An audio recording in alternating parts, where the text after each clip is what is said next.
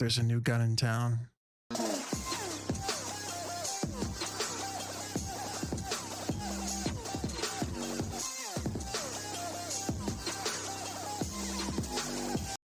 What's going on, everybody? It's Midnight back again here with another video, and today we're doing something that I've never done before, which is a product review and comparison. Today is, well, Christmas, and I hope you're all having a very Merry Christmas. And this Christmas, my wife got me a brand new Shure MV6 gaming microphone. You see, 9 years ago, she actually bought me the original Blue Yeti. Now, anyone that's into content creation knows all about the Blue Yeti. It was released in 2009, became not a staple, but the standard for podcasters, streamers, and content creators throughout the early 2010s. To this day, some people still use the Blue Yeti, including myself. Well, up until today. Now, Logitech actually purchased Blue microphones in 2018, and they've since incorporated the Logitech G software and used Blue as more of like their voice brand.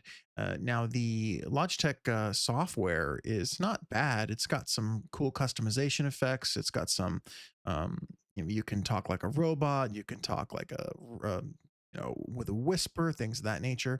But it actually pales in comparison to the Motive Mix software that comes with Shure products. Now, before I get into the Motive Mix software, I do want to talk about how the MV6 is Shure's first foray into actually creating a gaming microphone. It's the first one that's been labeled a gaming microphone. Now, if you don't know about the company Shure, they make the microphones that many big podcasters use, from Joe Rogan to Hassan Piker, all the way to top gaming streamers like Maximum from Team Liquid. It's affordable, it's easy to use, and the included software package actually does a lot of really cool things that um, is usually done by hardware or like old school big fishnet pop filters. Um, Now, also, the MV6 comes with a USB-C connection rather than an XLR or USB connection. This is great because I was thinking about getting the SM7B, but then once I realized I'd have to spend money on some type of audio XLR mixer, it kind of shied me away from not only the price tag, but the extra hardware that come with it. Now, on to the software, the Motive Mix software. It's a pretty easy to use software. You get an opportunity to actually modify your Shure MV6 microphone. There's actually an auto gain, auto level for your gain, which I love because it actually does a really good job of keeping your microphone levels high. Usually on my Blue, you actually have a manual gain knob on the on the Blue Yeti, and you can also control it via filters and OBS or Streamlabs OBS. You can also change the tone.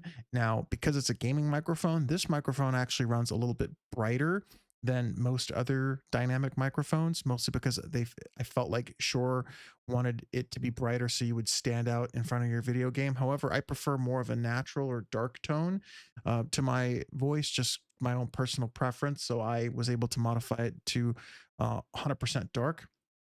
Another great feature is a real-time denoiser. It actually removes background noise, things like, snapping fingers from far away. It also removes things like keyboard strokes. Thing that is the best, though, right here, the popper stopper. Now, this popper stopper, instead of actually, on my Blue Yeti, I actually have a pop filter, but it doesn't work as well. I used to have one of those big circle things that would go over the big circle pop filters that would go over. Mine broke and I never put it back in because I just felt like it looked too much like 1980s radio. But with this popper stopper, it does a really good job of, filtering out plosive effects. So let's do a quick test here, what it sounds like without popper stopper. This is what it sounds like without a popper stopper. I bought a pizza from Pittsburgh, Pennsylvania. I bought a pizza from Pittsburgh, Pennsylvania. As you can see, popper stopper is really, really awesome. And this high pass filter is it's a lot. It uses a lot of the microphone's power to reduce HVAC or fan noise. Now, I have a ceiling fan, but I don't really have a lot of HVAC noise. So I've actually turned this off. If I turn it on, it actually kind of loses the thickness of the sound of your voice. So we'll go ahead and turn this on really quick, the high pass filter. With the high pass filter on, I feel like I just lose that thickness. Let's turn it off now. The high pass filter is off. And once again, I feel like it's a much thicker sound. It doesn't need to use that much of the microphone's power to do something else, or the software's power to do something else. It can just focus on the thickness of your voice. If you do have issues with a ceiling fan or a fan or an HVAC that blows really close to your microphone, you might want to consider using the high pass filter. I just don't feel that it's necessary. Now, this original Blue Yeti was retailing for about $99 in 2015 when my wife purchased it for me for Christmas. The MV6 right now retails for $149.99, and I think that it was on sale for about $127.99 on Black Friday on Amazon, which is a steal considering that it's not that far off from the legendary SM7B and definitely on par with other dynamic microphones like the MV7 or MV7 Plus. Now, on to the fun part of the video, we're going to be doing some side-by-side tests. Now, if you've seen my other videos that I've done, I actually have a complex set of filters that I use for the Blue Yeti, and I've actually copied some of those filters from OBS onto my Shure MV6.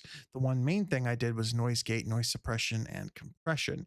Now I'm going to be doing another video right after this about some of my favorite settings for the Blue Yeti, one that I did earlier, kind of an update, as well as the Shure MV6, my favorite settings. So stay tuned for that. Make sure you like, subscribe, and comment so that way you can follow this channel for more information.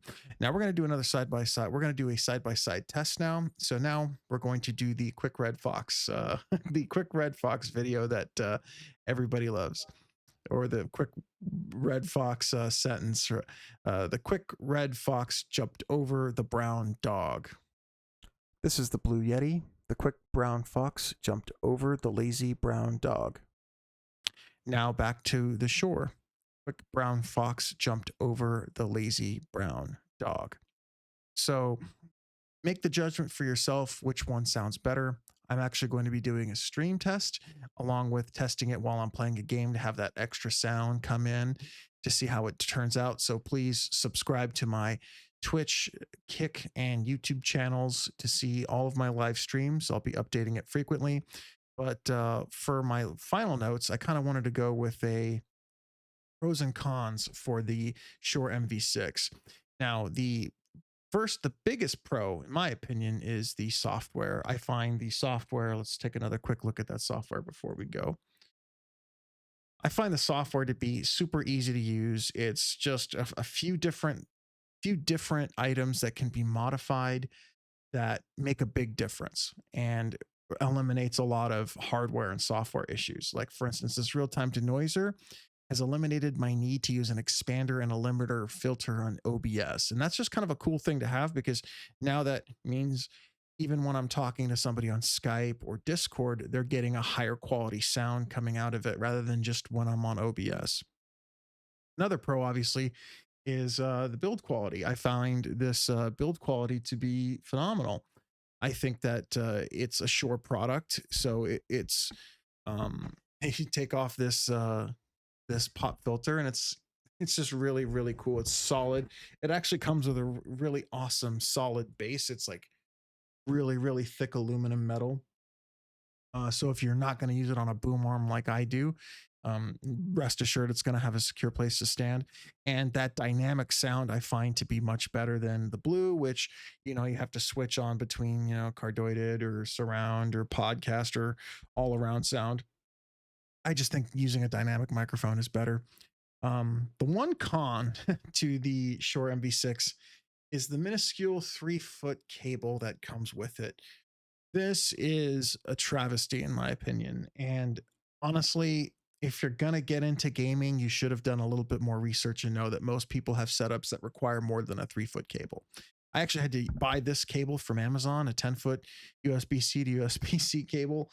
Uh, Overnight, because I'm pretty sure my wife was getting me this cable, so I wanted to make sure I can set it up quickly. But it seems like this 3-foot cable was designed for people that maybe are just using laptops or maybe have their computer or their desktop on top of their desks or close enough. I just feel like a 6 to 8 foot cable would have been better because I think a lot of people can adjust at 6 to 8 feet, but most setups require at least 8 feet. And I think that's a travesty. And my final verdict is I feel like Shure has finally entered the mainstream gaming content creation market.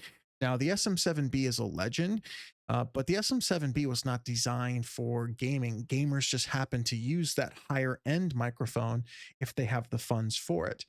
I can't compare it to other microphones in its class besides the Blue Yeti, but Shure's build quality is certain to be competitive with other mics like the HyperX Quadcast or the Elgato Wave 3. Both are similarly priced at, I think, $139.99 and $149.99. But you'll more importantly, as a gaming content creator or just a content creator or podcaster in general, is you're going to stand out because now you're using a Shure product. And I think that matters.